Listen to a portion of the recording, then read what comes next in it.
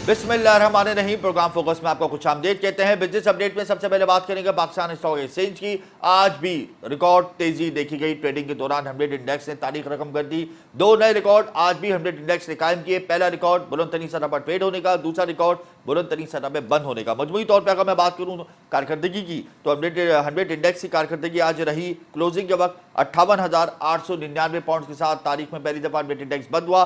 700 points का इसमें इजाफा देखा गया। 58,900 पॉइंट्स की नफसाती हद पर पहली दफा 100 इंडेक्स ट्रेड हुआ। तारीख में पहली दफा 100 इंडेक्स ने ये लेवल टच किया है। 58,200 पॉइंट्स की नफसाती हद से बढ़कर 100 इंडेक्स 58,900 पॉइंट्स की नफसाती हद पर ट्रेड हुआ। ट्रेडिंग के दौरान ओवरऑल 670 मिलियन का वॉल्यूम रिकॉर्ड किया गया। 225 कंपनीज के शेयर में इजाफा देखा गया और 140 कंपनीज के शेयर्स में हमने कमी देखी। तो आज स्टॉक मार्केट की ट्रेडिंग के हवाले से भी हम प्रोग्राम में तफसीली गुफ्तगू करेंगे। इसके अलावा प्रोग्राम में मैं आपको बताऊंगा करेंसी मार्केट में इंटरबैंक में डॉलर आज बढ़ गया। जी हाँ, मुसलसल कम होने के बाद आज इंटरबैंक में डॉलर का रिवर्स गियर और इंटरबैंक मार्केट में डॉलर की कीमत में इजाफा हुआ। स्लाइटली सबने इजाफा देखा। इंटरबैंक मार्केट में डॉलर 14 पैसे महंगा हुआ, 285 रुपये 13 पैसे से बढ़कर 285 रुपये 27 पैसे का हो गया। इसके अलावा ओपन मार्केट में डॉलर अनचेंज रहा 286 रुपये 50 पैसे पर। इसके अलावा प्रोग्राम में मैं आपको बताऊंगा कि वफाकी हुकूमत ने सिविल एविएशन अथॉरिटी के लिए एक अहम नोटिफिकेशन का इजरा किया है। वफाकी हुकूमत ने सिविल एविएशन अथॉरिटी को 2 हिस्सों में तकसीम करने की मंजूरी दे दी है। पाकिस्तान एयरपोर्ट्स अथॉरिटी और सिविल एविएशन अथॉरिटी अलग अलग महकमे बना दिए गए हैं। दोनों महकमों के सरबराह भी अलग अलग होंगे। मुल्क भर के एयरपोर्ट्स पाकिस्तान एयरपोर्ट अथॉरिटी के अंडर होंगे। Licence flight standard air transport civil aviation authority के मातहत होंगे। Pakistan airport authority civil aviation authority का एक्ट 2023 नाफिज हो गया है। साबका हुकूमत ने सिविल एविएशन अथॉरिटी के 2 अलग अलग महकमे बनाने के एक्ट मंजूर किए थे पार्लियामेंट से, उस पर इंप्लीमेंट कर दिया गया और इस हवाले से नोटिफिकेशन का इजरा कर दिया गया है। इसके अलावा एक खुशहाल बात यह है कि पाकिस्तान में इंफॉर्मेशन टेक्नोलॉजी के नंबर्स आ गए, यानी IT सेक्टर के नंबर्स आ गए और बड़ी खुशहाल बात है कि पाकिस्तान IT सेक्टर के नंबर्स को बेहतर करने में कामयाब रहा। मुल्की एक्सपोर्ट में IT एक्सपोर्ट की तरक्की रिकॉर्ड तेजी की जानिब गामजन है। IT एक्सपोर्ट की तरक्की की शरह में एक माह में 16% इजाफा रिकॉर्ड किया गया है, जो बहुत अच्छी बात है। IT एक्सपोर्ट तरक्की की शरह 23 करोड़ 80 लाख डॉलर की सतह पर पहुंच गई है, यानी IT export 23 crore 80 lakh dollar की सतह पर पहुंच गई है। साल 2023-24 जो रवा माली साल इस वक्त चल रहा है, इसके 4 माह में IT एक्सपोर्ट कितनी रही, तो IT एक्सपोर्ट तकरीबन 90 करोड़ डॉलर रही है और इसमें 4.4% का इजाफा हुआ है। टेलीकॉम सर्विसेज की तरक्की 3% इजाफे से 50% हो गई है, जबकि कंप्यूटर सर्विसेज की तरक्की जिसमें हार्डवेयर सॉफ्टवेयर आते हैं, इसमें 9% इजाफे से 187% हमने इजाफा देखा है। तो ओवरऑल IT एक्सपोर्ट के नंबर्स बड़े शानदार रहे और इससे IT एक्सपोर्ट मजीद बढ़ेगी और सालाना हम इसका पॉजिटिव इम्पैक्ट देखेंगे। इसके अलावा प्रोग्राम में हम बात करेंगे सनतें जवाल पजीर क्यों हो रही हैं, सनतकार इंतहाई परेशान क्यों हैं, क्योंकि गैस प्राइसेस और गैस क्राइसिस ने सनतकारों को इंतहाई तजब्जुब में मुब्तला कर दिया है, सख्त परेशान है। उबूरी हुकूमत ने फैसला किया कि वो इंडस्ट्रियल पॉलिसी लेकर आएगी और इस हवाले से कमेटी तश्कील दे दी है, लेकिन इस कमेटी का फ़ायदा और इस पॉलिसी का फ़ायदा उस वक्त होगा जब सनतकारों को ऑन बोर्ड दिया जाएगा और सनतकारों को ऑन बोर्ड नहीं लिया जा रहा है। इसी वजह से कराची चैम्बर ऑफ कॉमर्स ने अल्टीमेटम दे दिया कि दिसंबर के पहले हफ्ते में हम अपनी सनतें बंद कर देंगे, ख्वाह वो इंपोर्ट सेक्टर की हो या एक्सपोर्ट सेक्टर की हो। और इस हवाले से हम प्रोग्राम में आज फेडरेशन चैम्बर ऑफ कॉमर्स का मौक़िफ़ भी लेंगे। इसके अलावा प्रोग्राम में मैं बात करूँगा कि चीनी की कीमत कम होने लगी मुल्क भर में, बड़ी खुशहाल बात है। अजनास की कीमतों में जब कमी होती है तो उसमें चीनी का नंबर अव्वल नंबर होता है और चीनी की कीमत में कमी होने का मकसद यह है कि आवाम को रिलीफ मिलने लगा है। होलसेल मार्केट में चीनी 3 रुपये फी किलो सस्ती होकर 121 रुपये हो गई है। चीनी की 50 किलो की बोरी 6050 रुपये की हो गई है। इस हवाले से भी प्रोग्राम में हम बात करेंगे। जबकि सनतकारों के बाद नंबर आता है ट्रेडर्स का, तो ट्रेडर्स में भी हम बात करेंगे स्मॉल ट्रेडर्स के मसाइल की, जिनको कोई नहीं पूछ रहा है, जिनके मसाइल का कोई मदावा नहीं किया जा रहा। स्मॉल ट्रेडर्स के मसाइल क्या है, बिजली गैस महंगी हो गई, अमन अमान की खराब सूरत हाल है, इस हवाले से हम तफसीली गुफ्तगू करेंगे। लेकिन यहाँ वक्त एक ब्रेक का, हमारे साथ रहिएगा।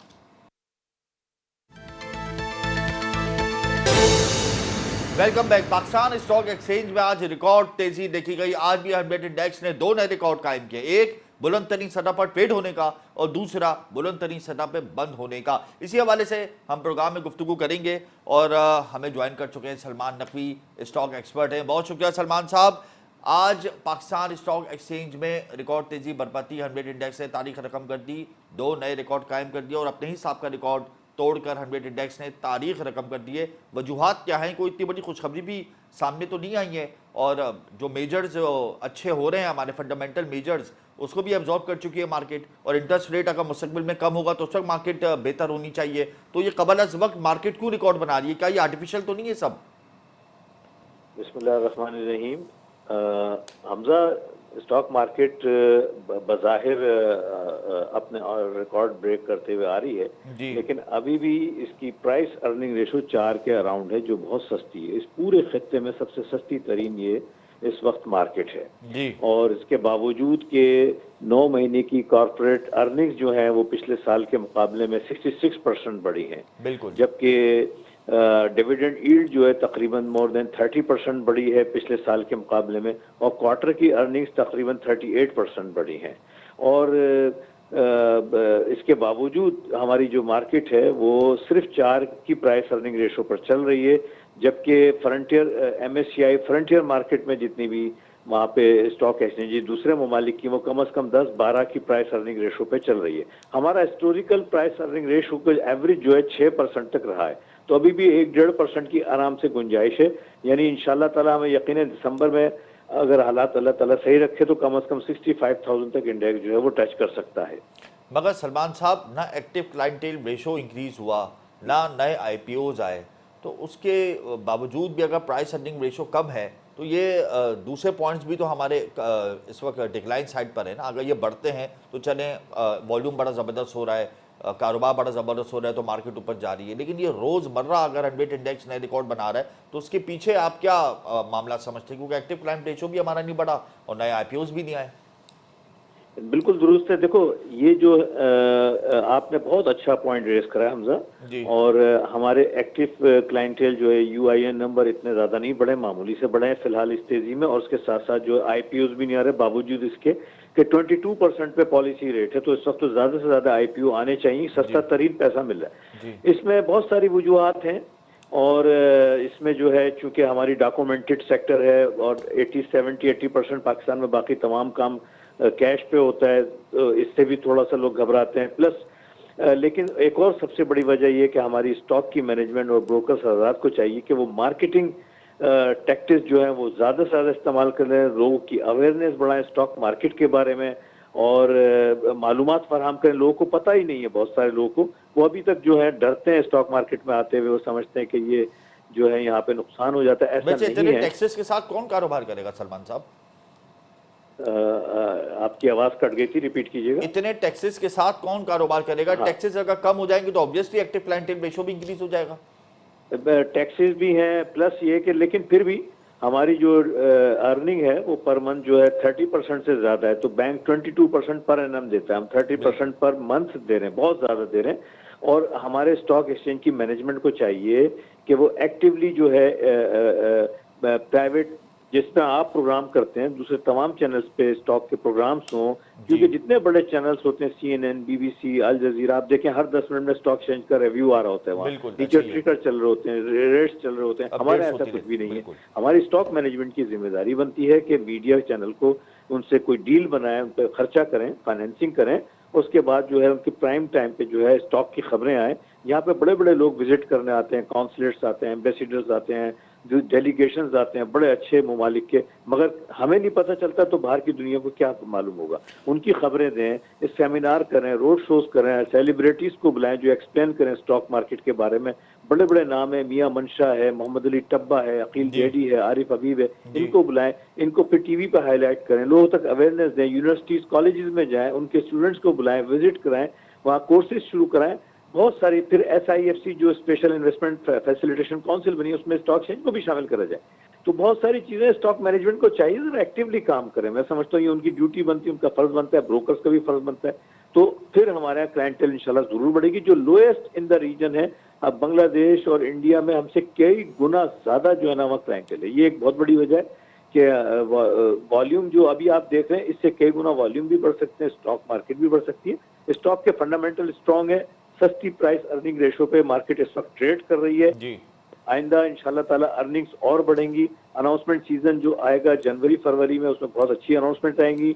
सर्कुलर डेट से इशू जो है IMF के कंट्रोल जो है कंट्रोल करा जा रहा है, उसकी वजह से ENP सेक्टर में काफी तेजी है। आज गवर्नमेंट ने जो है एक्सपोर्ट पॉलिसी के बारे में जो है वजाहत की है, बताया है, इंसेंटिव बताए हैं, और इनका टारगेट है कि IT एक्सपोर्ट को $10 अरब तक ले जाएंगे।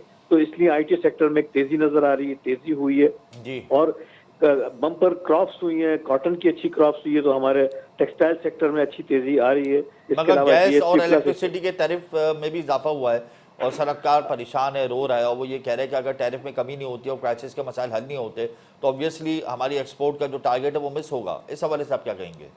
देखें, गैस का टैरिफ बढ़ा है लेकिन बहुत सस्ता था, और इन टर्म्स ऑफ परसेंटेज यकीनन बढ़ा है, लेकिन अगर किसी का बिल 200 रुपये आता था, अगर वो 400 या 500 आ जाए तो वैसे वैल्यू टर्म्स में इतना फर्क नहीं है। नहीं, इंडस्ट्रियल लेकिन हमने सेक्टर में दुनिया तो काफी स्लैब में फर्क आया है और जनवरी में मजीद इजाफा करने जा रही है हुकूमत, इशारा दे दिया है। भाई देखिए, दुनिया में जो इस वक्त गैस की कीमतें और पाकिस्तान में बहुत सस्ती दी जा रही थी, ये गलत था। ये हमारी पिछली हुकूमतों के फॉल्ट हैं, जो दो हुकूमतें खासतौर पर पिछली गई हैं, उन्होंने सियासत बचाई है, रियासत नहीं बचाई है। ये अगर उस वक्त ये फैसले कर लेते तो अभी नहीं करना पड़ते। उन्होंने जो है अपनी सियासत को बचाने के लिए कीमतें उस वक्त नहीं बढ़ाई, इसलिए इकट्ठी बढ़ाना पड़ रही है। लेकिन इससे सर्कुलर डेट में कमी वाकई होगी, और जो मेन इशू है, जो हमारे पावर पॉजिटिव आएगा स्टॉक मार्केट पे, सेंटीमेंट पॉजिटिव जी, डेफिनेटली इसका पॉजिटिव इंपैक्ट आएगा। I am sure market will improve further. अच्छा, साल के आखिर में हम वेट इंडेक्स को कहां देख रहे हैं?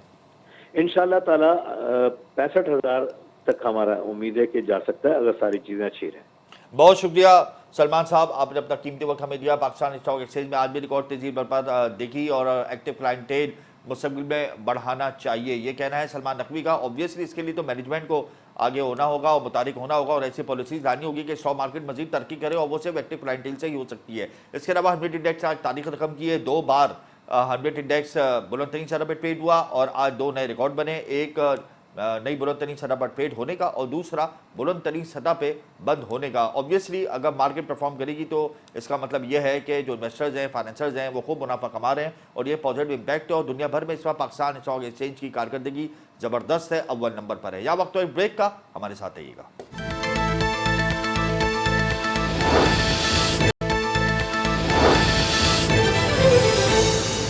Welcome back. पाकिस्तान में सनतें तेजी से जवाल पजीर हो रही हैं, सनतकार इंतहाई परेशान है, तजब्जुब का शिकार है, उम्मीदों बेहम का शिकार हैं कि अब मुस्तकबिल में क्या होगा, क्या एक्सपोर्ट के अहदाफ हासिल कर पाएंगे, क्या सनतें चल पाएंगी। अल्टीमेटम भी दे दिया है सनतकारों ने हुकूमत को कि अगर गैस प्राइसेस को कम नहीं किया और गैस प्राइसेस के मसाइल को हल नहीं किया तो सनतें बंद कर देंगे। इसी हवाले से प्रोग्राम इस वक्त हमें ज्वाइन कर चुके हैं नायब सदर federation chamber of commerce Shabbir Hasan Mansha. बहुत शुक्रिया शब्बीर साहब।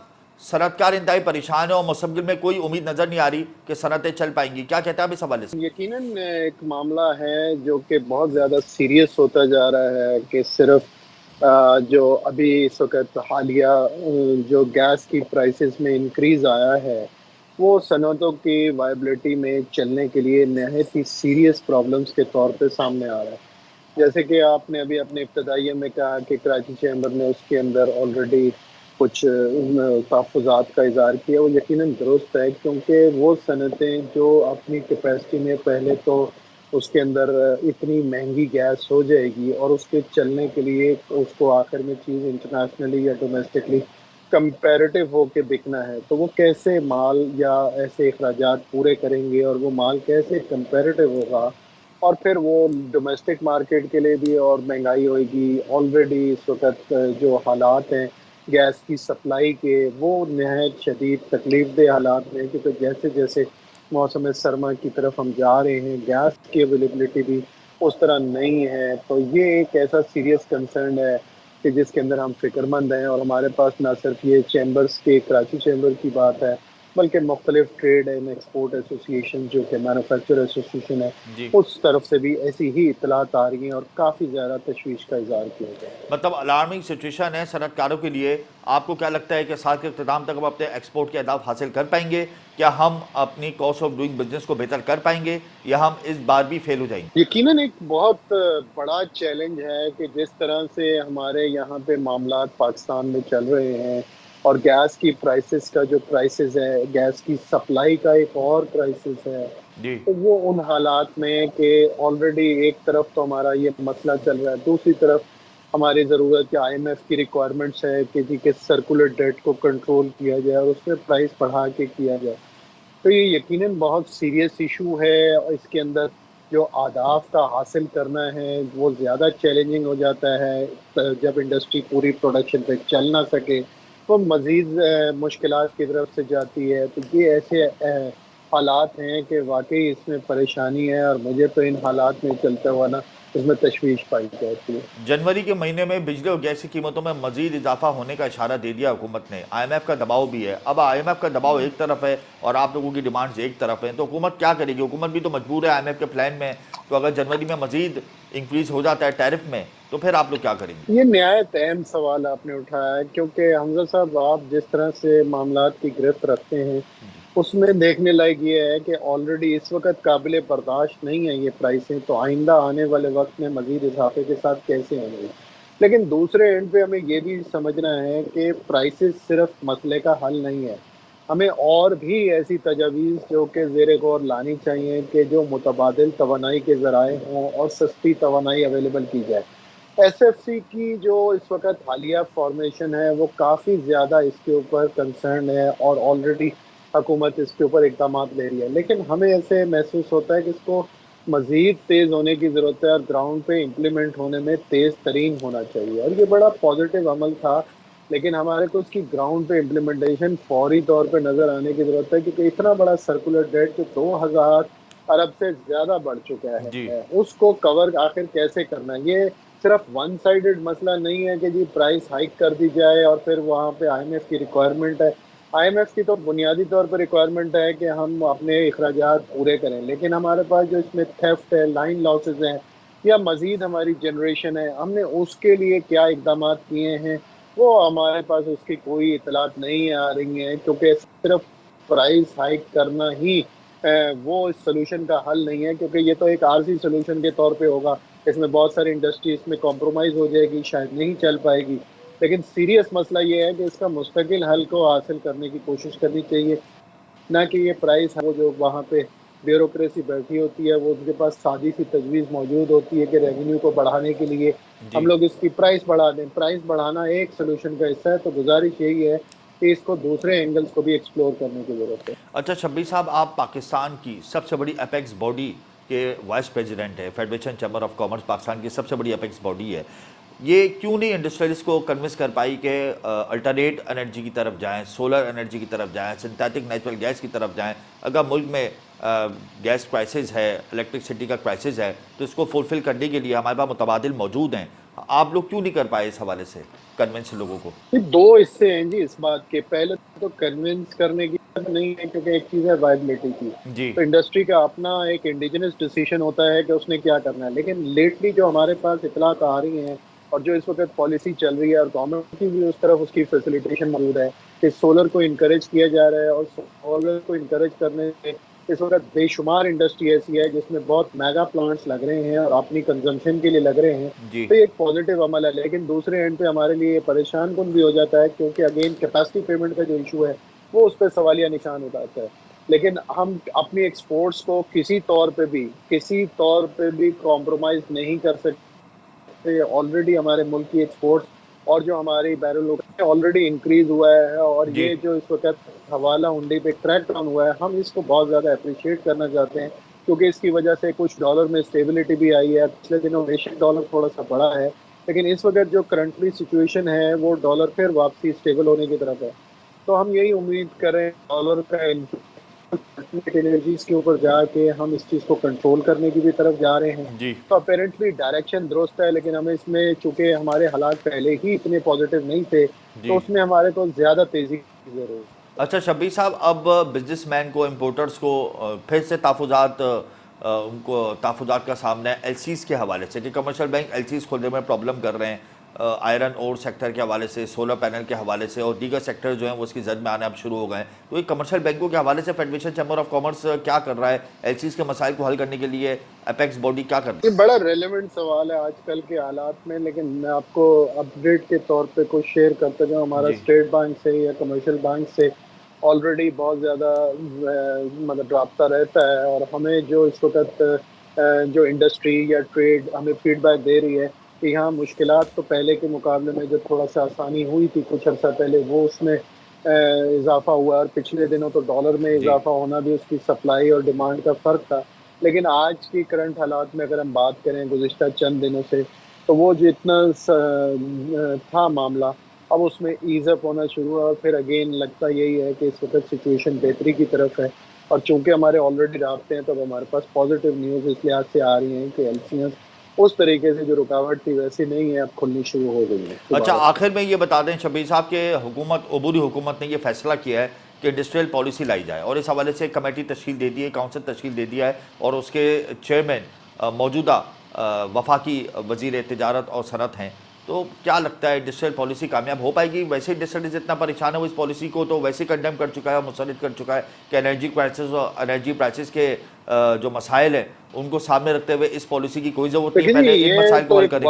ये वक्त की ज़रूरत थी कि एक एनर्जी पॉलिसी लॉन्ग टर्म बुनियाद पे लाई जाए, लेकिन यहाँ पे गुजारिश यही है कि जिस वक्त ये पॉलिसी बनाने के लिए इम्प्लीमेंटेशन स्टेज शुरू होती है, तो वही लोग जो अमूमी तौर पे पिछले से पिछले हुकूमतों में भी या उससे पिछले में भी होते हैं, वही लोग हर बोर्ड का हिस्सा बन जाते हैं। वेरस हमारी तजवीज़ इसमें ये थी कि इलेक्टेड और एपेक बॉडी में से भी उसकी रिप्रेजेंटेशन होनी चाहिए थी, और उसके साथ साथ जो हम मज़ीद इसमें सिफारिशात ये पेश करना चाहते हैं कि जो इंडस्ट्रियल पॉलिसी हो वो लार्जर कंसेंसस के साथ आनी चाहिए, ना कि सिर्फ उसी को इस्लामाबाद में बैठ के बना ली जाए, क्योंकि उसमें असल प्रॉब्लम यह है कि ग्रास रूट लेवल पे जो एक्चुअल सेक्टर स्पेसिफिक इश्यूज हैं वो पर्टिकुलर सेक्टर के अलावा उससे अच्छा कोई रिप्रेजेंट नहीं कर सकता।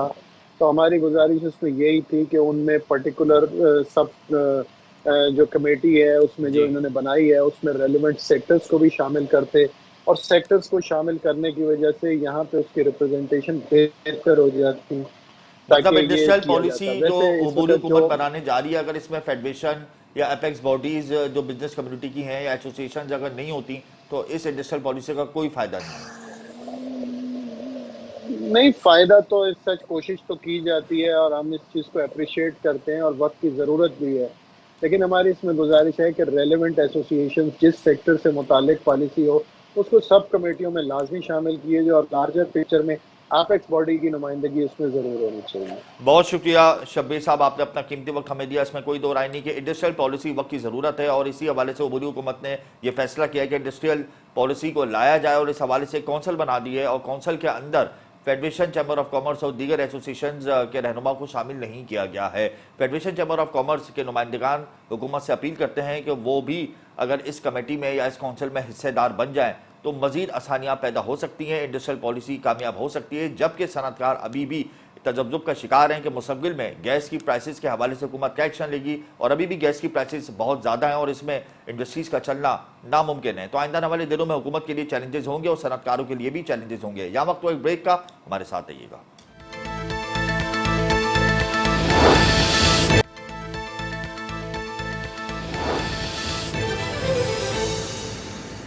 वेलकम बैक प्रोग्राम में इस वक्त हमें ज्वाइन कर चुके हैं chairman small traders organisation Mohammad Mahmood Hamid साहब। बहुत शुक्रिया। स्मॉल ट्रेडर्स के मसाइल सातवें आसमान पर पहुंच गए हैं। स्मॉल ट्रेडर्स के मसाइल का कोई दावा नहीं कर रहा। टैक्सों की भरमार है, बिजली और गैस महंगी है, कारोबार नहीं है, कुव्वत खरीद कम हो गई, महंगाई में दिन ब दिन इजाफा हो रहा है। क्या कहते हैं आप इस हवाले से? क्या डिमांड्स हैं आपकी और क्या करने जा रहे हैं मुस्तकबिल में? देखें, ये हमारे जो मुतालबात हैं ये तो अपनी जगह हैं, लेकिन इस वक्त जो कराची और मुल्क की सूरत हाल है वो लॉ एंड ऑर्डर की सूरत हाल बहुत ख़राब है। अच्छा। और आप ये देखें कि कराची के अंदर 3 दिन पहले एक डकैती हुई है और उसके अंदर 2.5 करोड़ रुपए का सोना और जेवरात लूटे गए हैं, और उस डकैती के अंदर एक डीएसपी डीएसपी इन्वॉल्व है, और उसके बाद कल उसको गिरफ्तार करने के बाद दोबारा जब पेश किया गया है अदालत के अंदर बगैर हथकड़ी लगा के उसको पेश किया गया है, और पूरी तरह जो पुलिस के अंदर काली भेड़ें हैं वो उसको छुड़ाने की कोशिश कर रही हैं। तो पुलिस के अंदर ऐसी काली भेड़ें मौजूद होंगी तो अमन अमान की सूरत कैसे सही होगी? तो इन सब मसाइल के आगे पेट्रोल महंगा है, डॉलर महंगा है और गैस महंगी है, लेकिन साथ में ये जो यानी लूटमार हो रही है, ये जो हमारी लॉ एंड ऑर्डर की सूरत हाल है, हम बैंक से अपना पैसा निकलवा के नहीं निकल सकते, हम एटीएम से अपना पैसा निकलवा के नहीं निकल सकते, और अब तो घरों के अंदर डकैती हो रही है, पुलिस की गाड़ियों के अंदर डकैती हो रही है। ऐसे लोगों को तो इबरतनाक सजाएं होनी चाहिए, न कि ये कि उन लोगों को ताक़िब किया जा रहा है। लॉ एंड ऑर्डर के हवाले से, लॉ एंड ऑर्डर के हवाले से कौन से सूबा सबसे ज्यादा हिट लिस्ट पर है? आप कौन से सूबे को नंबर 1 पोजीशन देंगे कि लॉ एंड ऑर्डर का मामला यहाँ पे सबसे ज्यादा संगीन हो गया है? मेरा ख्याल है ये नंबर पहले भी सिंध का था और आज भी सिंध का है। इसलिए कि यहाँ पर कोई आदमी महफूज नहीं है, सहाफ़ी भी कत्ल हो रहे हैं। अभी इंटीरियर सिंध के अंदर मेयर साहब को उनको कत्ल किया गया है और जी उनके बिल्कुल। कातिल भी गिरफ्तार नहीं हुए। अच्छा महमूद साहब, अब मुल्क भर में ट्रेड फिगर्स की जरा बात कर लेते हैं। तो कारोबार कितना कम हो गया है, कितने फिगर से आप लोगों को नुकसान पहुंचा है, और आइंदा वाले दिनों में हम देख रहे हैं कि टैरिफ में मजीद इजाफा होगा। तो ये ताजिर एक पेज पे जमा भी हो गए थे, फिर एहतजाज भी रिकॉर्ड करा रहे थे, कितने खसारे की जद में आ गए आप लोग? देखिए, इस वक्त जो सूरत हाल है वो ये है कि लोगों में कुव्वत खरीद नहीं है और ग्राहक मार्केट के अंदर नहीं है। मार्केट के अंदर सन्नाटा है और लोग जो है, बाज़ दुकानदार जो हैं वो बगैर बिस्मिल्लाह की दुकान बंद कर देते हैं और जो कारोबार का जो हजम है वो सुकड़ के रह गया है। जी। और इस वक्त पाकिस्तान के अंदर हजारों ताजिर हैं जो इन हालात की वजह से दिवालिया हो चुके हैं। या तो इस वक्त जो लोग सरवाइव कर रहे हैं वो या तो अपनी बचतें खा रहे हैं या लोगों का जो उधार लिया है वो नहीं दे पा रहे हैं, वो उस तरह से सरवाइव कर रहे हैं। ये बहुत ही खराब सूरत हाल है। मगर हामिद साहब के अंदर देखिए हामिद साहब, अगर स्टॉकिंग की बात आती है तो ट्रेडर स्टॉकिंग में मुलव्वस होता है, जखीरा अंदोजी में मुलव्वस होता है, इस बात को तो आप मानते हैं। फिर मैन्युफैक्चरर, होलसेलर और रिटेलर, इन तीनों सेक्टर्स के बीच में इतना बड़ा गैप होता है कि सार्फिन तक उसका फ़ायदा ही मुंतकिल नहीं हो पाता चीज़ का, बल्कि वो तो महंगे दाम उसको मिलती है, बल्कि कई गुना महंगी मिलती है। तो ये मैन्युफैक्चरर, होलसेलर और रिटेलर की मोनोपोली की वजह से भी ट्रेडर्स को नुकसान हुआ है। तो कुछ ऐसे स्टेप्स हैं आप लोगों के जिसकी वजह से आप लोगों को खुद को बहुत बड़ा नुकसान हुआ है, इस बात को तस्लीम करते हैं आप? देखिए, आपकी बात बजा है, लेकिन इन सब चीजों को कंट्रोल करने के लिए इदारे होते हैं। प्राइस अब आप कंट्रोल सारी का एक इदारा अगर आप होता था। सारी जिम्मेदारी इदारों पर डाल देंगे तो खुद भी तो एक इखलाकी फरीजा होता है ना इंसान का, कि वो अगर अपने आप को बेहतर रखता है और सामने वाले को भी फायदा पहुंचाए, तो उसके लिए खुद भी कुछ एक पॉलिसी बन जाती है स्मॉल ट्रेडर्स की, रिटेलर्स की, होलसेलर्स की, मैन्युफैक्चरर्स की, उससे आप फायदा दे सकते हैं और पहुंचा भी सकते हैं। देखिए, अगर सारी चीजें अखलाकियात पे चल रही होती ना, तो फिर ये कि कानून की जरूरत नहीं होती।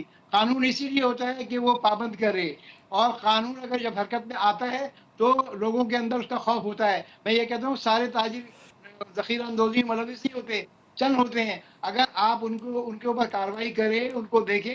अब आप ये देखें कि आपकी यहाँ पर अपनी एसोसिएशंस के भी तो कवायद जवाबित होंगे ना, आपकी जो एसोसिएशन जो बनती हैं, जो ऑर्गेनाइजेशंस बनती हैं, जो एपेक्स बॉडी बनती हैं, वो भी तो कानून को सामने रखते हुए अपने कवायद जवाबित बनाती हैं ना। तो आपके एसोसिएशंस के लोग ही अगर उन कवायद जवाबित पर अमल नहीं करेंगे, रेगुलेशंस पर अमल नहीं करेंगे, तो इससे फायदा होगा या नुकसान होगा आप लोगों को? और आज वही आप खमियाजा भुगत रहे हैं कि आप सब नुकसान की जद में आ गए, खसारों की जद में आ गए। मैं रिटेलर्स को पाबंद कर सकता हूँ, उनको कह सकता हूँ कि आप इस रेट पे बेचें चीज को, लेकिन अगर वो जो है चने की दाल जो है वो 240 रुपए की खरीद रहा है और उससे कहें कि आप 230 रुपए की बेचें, तो मैं वो कैसे बेचेगा? बिल्कुल आप दुरुस्त कह रहे हैं। कानून के रखवालों को अगर इस अव्वल तो ऐसी हरकतें नहीं करनी चाहिए, और अगर ऐसी हरकतों में मुलव्वस है तो उनको कानून के मुताबिक बिल्कुल सजा देनी चाहिए, इसमें कोई दो राय नहीं। अब नौमान की खराब सूरत हाल है। आखिर में मुझे ये बता दें कि हुकूमत ने इशारा दे दिया है जनवरी के अंदर बिजली और गैस की कीमतों में मजीद इजाफे का।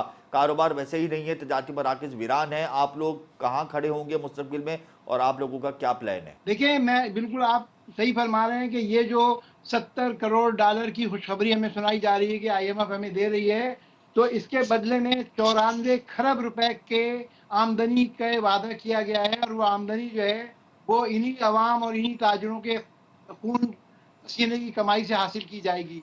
तो आपने देखा कि जैसे ही वो मुआहदा साइन हुआ है, अभी वो शायद 7 दिसंबर को IMF के हेड ऑफिस में मंजूर होगा, लेकिन अभी से ये ऐलानात होने लगे कि बिजली की कीमत बढ़ेगी, गैस की कीमत बढ़ेगी। गैस की कीमत तो पहले ही बढ़ चुकी है, और आपने देखा कल कराची चैम्बर ऑफ कॉमर्स इस रेट के ऊपर अपनी फैक्ट्रियां नहीं चला सकते, हम इंडस्ट्रीज को बंद कर देंगे जी। तो ये ऐसी खराब सूरत हाल है। अब अगर 94 खरब जायद के टैक्सेस हमारे ऊपर लगेंगे तो अवाम कहाँ जाएंगे, ताजिर कहाँ जाएंगे? मैं समझता हूँ कि ये जालिमाना इक़दाम है, और इसका हल सिर्फ यही है कि आप सिर्फ जो है रिटेलर पर टैक्स लगा के और सनतकारों पर टैक्स लगा के जो है उनको दबाते हैं। बहुत शुक्रिया महमूद हामिद साहब, आपने अपना कीमती वक्त हमें दिया। इसमें कोई दो राय नहीं कि स्मॉल ट्रेडर्स को भी टैक्स नेट में आना होगा और फाइलर बनना होगा, इसमें कोई दो राय नहीं कि ट्रेड साइकिल हमारा बहुत डिस्टर्ब हो गया क्योंकि टैरिफ में इजाफा हो गया है और आइंदा आने वाले दिनों में ट्रेडर्स को भी मसाइल रहेंगे। बहरहाल हुकूमत को इस हवाले से कोई ना कोई पॉलिसी लानी होगी, इनके मसाइल का मदावा करना होगा। प्रोग्राम इस वक्त हमें ज्वाइन कर चुके हैं Abdurrauf Ibrahim, chairman wholesalers grocers and association. बहुत शुक्रिया अब्दुर्रऊफ साहब आपका कि आपने अपना कीमती वक्त हमें दिया। चीनी की कीमत कम होने लगी है, मुल्क भर में चीनी की कीमत सरकारी कीमत से भी कम हो गई है, क्या कहते हैं आप इस हवाले से? अभी तो सरकारी कीमत से भी कम हो गया है, 121 रुपए हो चुकी है जी। और इसी तरह अमल दरामद पहले जिस तरह हुआ है, वो क्रेक डाउन जिस तरह हुए हैं, और जो इम्पोर्ट अभी जो एक्सपोर्ट पे भी जो पाबंदी लगा दी है, वो एक अच्छा साइन है। नहीं तो ये एक्सपोर्ट की फिर परमिशन देने जाते हैं, वही हाल होता जो पहले 16 महीने पहले हुआ था, या इससे पहले आप देख लेते कि जब वजीर आजम नेक्स्ट पुराने वजीर आजम थे, जब भी यही हुआ था, जब एक्सपोर्ट की परमिशन हुई थी, 2 दफा ऐसे वाकयात हुए। तो ये बात आती क्यों है, ये ऐवान में बात पहुंचती कैसे है कि अब एक्सपोर्ट की इजाजत दे दे, एक्सपोर्ट की इजाजत दे दें, ये बात निकलती क्यों है अब्दुर्रऊफ साहब? कि जब आप मेरी बात को समझें, जब आप ये समझते हैं कि ये सियासी लोग इसमें मुलविस होते हैं, आप खुद देखते हैं कि जितनी मिले हैं, शुगर मिले, MNA MPA उनके रिश्तेदार उन्हीं की मिले हैं, और जाहिर सी बात है जब आप एक्सपोर्ट की परमिशन मांग क्यों रहे हैं? जब आप देखेंगे गरीब आवाम को क्या पीछने का काम रखा हुआ है कि पहले भी जितना ये 165 अरब रुपए का टीका लगा जी, 180 रुपए तक चीनी गई, तो उस पर कौन सा अमल दरामद हो गया? क्या उनको कोई पकड़ लिया किसी ने? क्या उनसे कुछ वसूल हुआ? नहीं हुआ ना, कुछ भी नहीं हुआ। ये Pakistan sugar association, all Pakistan sugars manufacturers association, आप इसको समझते हैं कि ये कार्टेल बनाती है, ये स्पेकुलेशन और मैनिपुलेशन करती है? हमेशा आप देख लें, कोई भी दौर देख लें, इससे पुराना दौर देख लें, 16 महीने से पहले का भी, तो यही होता है, सियासी लोग इन्वॉल्व होते हैं, और जाहिर सी बात है उनका दबाव होता है, सट्टा माफिया होती है, शुगर कार्टेल होता है, जाहिर सी बात है। आप चेयरमैन है ग्रोसर्स एंड होलसेलर्स के, आपने सिक्योरिटी इदारों को इस जानिब तवज्जो मरकूज कराई, कोई खतों की दावत की कि all Pakistan sugar manufacture association को लगाम डालें, ये पाकिस्तान भर के अंदर चीनी की कीमतों में स्पेकुलेशन करती है, मैनिपुलेशन करती है और स्मगलिंग करती है, आपने इस हवाले से कोई तवज्जो मरकूज फरमाई मुस्तकबिल में या माजी में? सर हमने तो मेरा ख्याल है कि पिछले 6 माह से यही चिल्ला रहे हैं, और आपके टीवी पे भी हुए हैं, 10 दफा इंटरव्यू हुए जी। और मैं आपको ये बता दूं, कोई लेटर लिखा है आपने सिक्योरिटी इदारों को इस एसोसिएशन के खिलाफ? लेटर से क्या होना है? मैं आपसे एक बात कहूं कि आवाम की आवाज तो मीडिया चैनल ही बनती है ना, जाहिर सी बात है इलेक्ट्रॉनिक मीडिया बनती है, इसकी वजह से ये कमी वाकई हुई जो जनरल आसिम मुनीर साहब ने और जनाब निगरान वजीर आला ने काम किया, वरना तो ये होता ही नहीं, ये स्मगलिंग ना रुकती। और अभी भी आप देख लें, मतलब डंडे के जोर पर ही काम होगा तो होगा, वरना खुद से कोई एसोसिएशन और कोई अपेक्स बॉडी खुद से कुछ करने को तैयार नहीं है, डंडे के जोर पर होगा तो कुछ भी होगा। थोड़ी होती है गवर्नमेंट रिट को बताया जाता है कि देखें यहाँ आपके लू पॉइंट हैं, और वक्तन पॉलिसी बनाई जाए, चीनी के लिए भी हो, आटे के लिए भी हो। आप देखिए गंदुम में क्या आलम हो रहा है, गंदुम आपका आटा महंगा क्यों बिक रहा है? किसी ने सवाल किया अभी? क्योंकि ज़खीरंदोज माफिया आज भी बेलगाम है और हुकूमत की पुष्पनाई है पीछे सरकारी दारू की, इस वजह से आटा महंगे दामों दस्तियाब है, गंदुम की कीमत कम होने के बावजूद भी सारिफ को फायदा नहीं पहुंच रहा। देखें 123-25 रुपए हमारा लोकल है क्रॉप, लोकल क्रॉप 100 रुपए का रिजर्व प्राइस है, सपोर्ट प्राइस है, वो 123 में क्यों बिकता है? वो ज़खीरंदोज क्यों नहीं पकड़ते?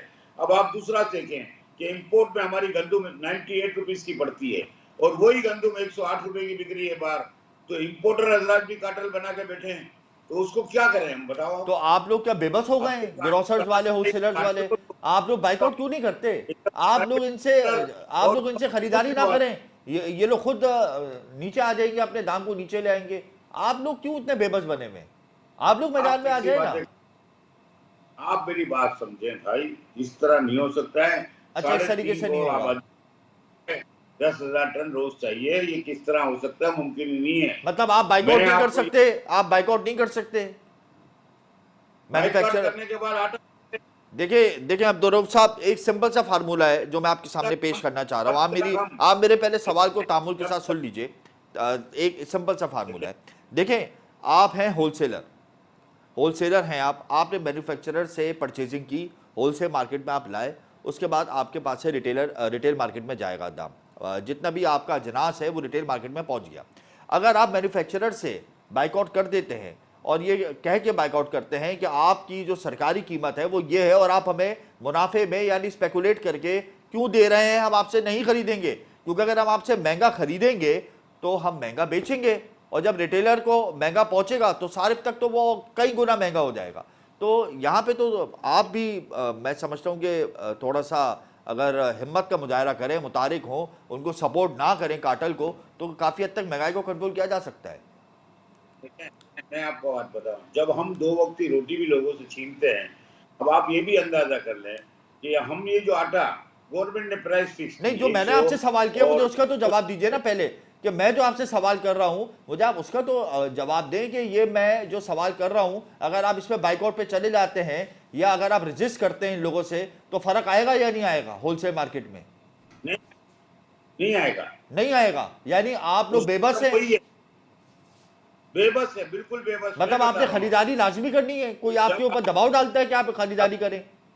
मेरी बात सुने, जब तक गवर्नमेंट रिट नहीं करना चाहती तो अभी गवर्नमेंट नहीं है, अभी गवर्नमेंट बीच में नहीं है। 2 मिनट के लिए आप ये जूम कर लें, आप बैठे हुए मैन्युफैक्चरर के पास, आप हैं होलसेलर, आपने मैन्युफैक्चरर से कहा कि आप मुझे आटा दीजिए, मैन्युफैक्चरर ने आपको आटे का दाम दिया, आपने कहा कि ये आटा सरकारी कीमत के मुताबिक नहीं है, या चले सरकारी कीमत के मुताबिक ना हो, जो आटे का दाम वो दे रहा है आपको पता है कि ये बहुत महंगा है, आप कहते हैं कि भाई मैं इस आटे की कीमत को एक्सेप्ट नहीं करता, मैं आपसे आटा नहीं लेता। मेरी ग्रोसर्स होलसेल पूरी मार्केट जो है जिसका मैं चेयरमैन हूं वो बाइकआउट करती है, हम आटा नहीं लेंगे। आप प्रेस कॉन्फ्रेंस कर देते हैं, आप कमिश्नर्स को ऑन बोर्ड ले लेते हैं, और वो आटा फिर सस्ता मिलेगा होलसेल मार्केट को या नहीं मिलेगा? मेरा सवाल ये है सिर्फ। नहीं, मैं आपको अभी भी बता रहा हूँ, आप पूरी बात सुन लें अभी भी। देखें, आप जब ये चीजें करने जाएंगे ना जी, तो आप उल्टा हो जाएगा। क्या हो जाएगा? दुनिया में ये है ना, अभी तक मेरी बात आप समझने की कोशिश करें जी, जब होलसेल पे भी आप जाएंगे ना अभी विजिट करने, जी, तो दालों की कीमत मुख्तलिफ होगी। आप दालों की कीमत को अभी छोड़ दें, दाल तो इंपोर्ट होती है, डॉलर सस्ता हुआ है, दालों की कीमतों में कमी हो गई। मैं आटे की बात कर रहा हूं, मैं चीनी की बात कर रहा हूं कि अगर आप होलसेल मार्केट वाले अगर मैन्युफैक्चरर के बाइकआउट कर दें उनकी कीमतों का, तो होलसेल मार्केट में आटा और चीनी कम होगी या नहीं होगी होलसेल मार्केट में? मैं तो आपके सेक्टर की बात कर रहा हूं। मैं आपको बोल रहा हूँ नहीं हो सकता। आप बात को समझने की कोशिश करें। 82 शुगर मिल है यहाँ, आप अपने क्या नाम है फ्लोर मिल है, आप ये अंदाजा लगा लें कि ये फ्लोर मिल का रेट एक ही खुलता है। हत्ता के फ्लक्चुएशन होनी चाहिए, कंपटीशन होना चाहिए फ्लोर मिलों में भी, लेकिन नहीं। आप देख लें, कार्टेल बना हुआ है, एक ही रेट खुलेगा। कार्टेल बना हुआ है, एक ही रेट खुलेगा। मैं आपसे यही तो कह रहा हूं, मैं आपसे बार बार एक ही सवाल पूछ रहा हूं, आपसे बार बार अब्दुल रऊफ साहब मैं एक ही सवाल पूछ रहा हूं कि कार्टेल बना हुआ है, स्पेकुलेशन अभी भी हो रही है, मैनिपुलेशन हो रही है, स्टॉकर जो हैं वो इस वक्त स्क्रीन पर हैं। आप लोग मजबूर क्यों हैं, होलसेल मार्केट वाले मजबूर क्यों हैं मैन्युफैक्चरर से उनके दाम पर अशिया खरीदने के? आप लोग अपना रेट भी दे सकते हैं, रेजिस्ट तो कर सकते हैं ना। आप आटा सप्लाई कैसे करेंगे?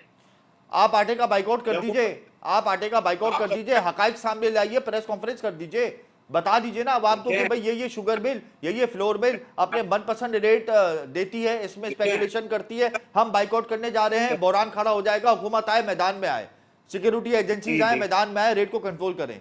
आप ये कदम क्यों नहीं उठाते? आप पूरी बात सुनेंगे नहीं तो मैं कहां बताऊंगा आपको। मेरा सिंपल सा सवाल है, आप मुझे सिंपल सा जवाब दे दीजिए, आवाम यही सुनना चाहती है। जब आप गवर्नमेंट में खुद आप गवर्नमेंट अपने रेट को कायम ही नहीं करा सकी, आटा महंगा अभी भी बिक रहा है, तो फिर गवर्नमेंट रेट कहाँ है इसमें? तो प्राइवेट आदमी क्या कर लेगा इसमें भाई? प्राइवेट आदमी तो कुछ नहीं कर सकता। ये एलिट क्लास के लिए मुल्क बना है पाकिस्तान, ये बनाया है चंद अशार रुपया लोगों के लिए, बाकी थोड़ी ये मुल्क तो गरीबों के लिए। मतलब आप बाइकआउट नहीं करेंगे मैन्युफैक्चरर्स का, ये बात तय हो गई? नहीं हो सकता, नहीं हो सकता। आप भी बेबस हैं, पूरी होलसेल मार्केट बेबस है, बिल्कुल बेबस है। हम बोल तो फिर तो इस मुल्क का अलामान अल हफीज फिर तो कुछ भी नहीं हो सकता। आपको अभी भी बोल रहा हूँ, आटा सस्ता हो सकता है, आप होलसेल मार्केट बाइकआउट नहीं कर सकती, मजबूर है। चीनी मजीद सस्ती हो सकती है, होलसेल मार्केट कार्टेल का बाइकआउट नहीं कर सकती, मजबूर है। तो फिर महंगाई तो फिर होती रहेगी ना। देखिए आप मेरी पहले बात सुन ले, पहले बात सुन ले। जी जी, देखिए महंगाई के लिए अगर आप सियासी हुकूमतों की बातें करेंगे तो ये नहीं होगा। आप हुकूमत के चैप्टर से थोड़ा सा बाहर आइए अब्दुल रऊफ साहब, आप अपनी होलसेल मार्केट पर आइए। हुकूमत सही है, एक अहम जुज है हुकूमत, लेकिन थोड़ा सा आप इस टॉपिक को साइड में रखें। आप अभी अपनी होलसेल मार्केट की बात करें ना, आप चेयरमैन है होलसेल मार्केट के। इसमें भी कोई गरीब आदमी के लिए थोड़ी सोचने निकलना है अभी कि ये गरीबों के लिए आटा कोई सस्ता मिल रहा है क्या? नहीं है ना। आप बाइकआउट क्यों नहीं कर सकते कार्टेल का, ये बताएं। आप क्यों नहीं कर सकते भाई? ना, गवर्नमेंट खुद रेट कायम करवाए। अच्छा, तो आप गवर्नमेंट को ऑन बोर्ड लेने के लिए क्या कदम उठाएंगे? क्या कदम उठा सकते हैं कि गवर्नमेंट ऑन बोर्ड हो जाए? देखिए, कमिश्नर हो, चीफ सेक्रेटरी हो, वजीर आला हो, और मैं तो अभी भी बोलूंगा कि जनरल आसिम मुनीर साहब हो, निगरा वजीर आला हो, मतलब वजीर आप आजम ये हो। कह रहे हैं कि आर्मी चीफ आटे की कीमत कम कराए? आप ये कह रहे हैं कि आर्मी चीफ आटे की कीमत कम कराए, आर्मी चीफ चीनी की कीमत कम कराए, तो फिर आप लोगों का किरदार क्या है? क्या आर्मी चीफ का यही काम रह जाए कि वो आटे की कीमत और चीनी की कीमत कम कराता फिरेगा? कौन कराएगा? और कौन कराएगा? आप बताओ, कौन कराएगा? और 16 महीने पहले क्या आप लोग अगर बाइकआउट कर दें हो? कार्टेल का, मैन्युफैक्चरर का, जो अपनी मनमानी कीमत लॉन्च करते हैं, तो चीनी की कीमतें और आटे की कीमतों में बड़ा फर्क आ जाएगा होलसेल मार्केट में, और यही फर्क रिटेल मार्केट में आएगा और फिर सारिफ को फायदा पहुंचेगा। आप कह रहे हैं कि आर्मी चीफ आके चीनी की कीमत कम कराए, आटे की कीमत कम कराए, तो फिर आप लोग इतनी बड़ी बड़ी एसोसिएशन के चेयरमैन है, आप लोगों की क्या जिम्मेदारी है फिर? हम तो अपनी सब जिम्मेदारी पूरी कर रहे हैं ना। हम तो नहीं, खुलेआम बोल रहे हैं ना। तो ये है मसला, बोलने से काम नहीं चलेगा अब्दुर्रऊफ साहब, अब अमल से काम होगा। लेकिन बहरहाल यहाँ पर मुख्तलिफ कार्टल्स मैन्युफैक्चरिंग में भी बने हुए हैं, होलसेल में भी बने हुए हैं, रिटेल में भी बने हुए हैं, और इन कार्टल सिस्टम की जो पुश बनाई है वो सरकारी इदारे कर रहे हैं, इसमें कोई दो राय नहीं। लेकिन कोई भी आगे बढ़ने को तैयार नहीं है। मीडिया पर बात करने से मसला हल नहीं होगा। खैर, बहरहाल आपका बहुत शुक्रिया अब्दुर्रऊफ साहब, आपने अपना कीमती वक्त मुझे दिया। इसमें कोई दो राय नहीं कि चीनी की कीमत में कमी का सिलसिला शुरू हो गया, लेकिन ये मजीद कम हो सकती है अगर अगर अगर तमाम लोग मुत्तफिक हो जाएं इस बात पर कि अब हमने चीनी की कीमत को सरकारी रेट पर बेचना है, या सरकारी रेट पर नहीं तो सरकार को ऑनबोर्ड लेकर उसमें मजीद आप थोड़ा बहुत इजाफा कर लें, अपने प्रॉफिट टेकिंग को थोड़ा सा बढ़ा लें। लेकिन मनमानी कीमतें जो इतनी ज़्यादा हो जाती हैं वो इस वजह से होती हैं कि मैन्युफैक्चरर का जो कार्टल है, यानी शुगर मिल्स का, फ्लोर मिल्स का, वो अलग है। उसके बाद वो कार्टल जो प्राइस डिसाइड करता है वो अप्लाई होती है होलसेल मार्केट पर, यानी महंगी अजनास जब होलसेल मार्केट में आएंगी तो फिर वहाँ पर एक अलग कार्टल है, फिर वो अपनी अशिया का, अपनी अजनास का अलग दाम मुकर्रर करता है। सरकारी कीमत की तो कोई रेट है ही नहीं पूरे मुल्क में। उसके बाद होलसेल मार्केट, रिटेल मार्केट को अपना कार्टल का जो रेट है वो मुंतकिल करती है, और रिटेल मार्केट का अपना एक अलग कार्टल है, अपनी एक माफिया है, वो अपना एक रेट मुख्तस करती है। यानी तीनों कार्टल्स के अलग अलग रेट जब मुख्तस हो जाते हैं तो फिर एक आम आदमी को 55%, 56%, 57% महंगाई का सामना होता है। एक आम आदमी को अजनास की कीमतों में होशरुबा इजाफे का सामना होता है, और फिर महंगाई कैसे कम होगी? और जब ये तीनों कार्टल हुकूमत की नोटिस में हो, सरकारी टीमों की नोटिस में हो, उनको मालूम हो कि ये अशराफिया, ये बिजनेसमैन, ये ट्रेडर्स हैं जो महंगाई को बेलगाम करते हैं, ये ज़ख़ीरा अंदोज़ माफिया स्टॉकिंग करती है, उसके बाद भी अगर सरकारी टीमें खामोश हैं तो ये बहुत बड़ा सवालिया निशान है। इस हवाले से नो डाउट हुकूमत को, वफाकी हुकूमत को कोई एक्शन लेना होगा, कोई पॉलिसी बनानी होगी, अदरवाइज़ हम इन्फ्लेशन की फिगर्स को कभी भी कंट्रोल नहीं कर पाएंगे, और ये कार्टल और ये अशराफिया बेलगाम हमेशा रहेगी इस मुल्क में। जी हाँ, इसके लिए हमें एक होना पड़ेगा और आवाम के मसाइल का मदावा करना पड़ेगा। मुझे और मेरी टीम को इजाज़त दीजिए। प्रोग्राम का वक्त यहाँ ख़त्म होता है, कल फिर हाजिर होंगे। अल्लाह हाफ़िज़।